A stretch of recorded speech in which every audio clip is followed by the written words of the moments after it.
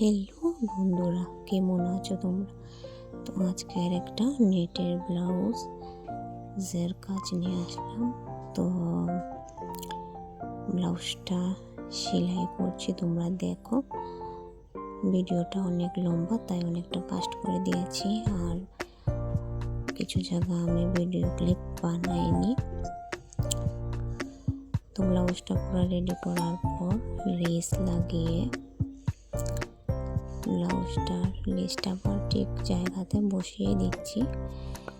লেসটির হাইটটা অনেকটা লম্বা ছিল, তাই দেখো আমি পাথরটি খুলছি। তো কি হয়, ক্লায়েন্টরা পাথর কিনে কষ্ট করে টাকা দিয়ে, পাথরটি যারা বসায় তারাও কষ্ট করে টাকা দিয়ে কষ্ট করে বসায়, আর আমরাও কষ্ট করে পাথরটি খুলে তারপর সিল করি। যাই হোক, তো আমি মন দিয়ে নেটটা সাইডটি আমি একটু ফিনিশিং দিয়ে দিচ্ছি লেসটার। দেখুন, ভিডিওটা আমি ফাস্ট করে দিয়েছি। এই লেসটারও এটা অনেকটা আস্তে আস্তে করতে হয়।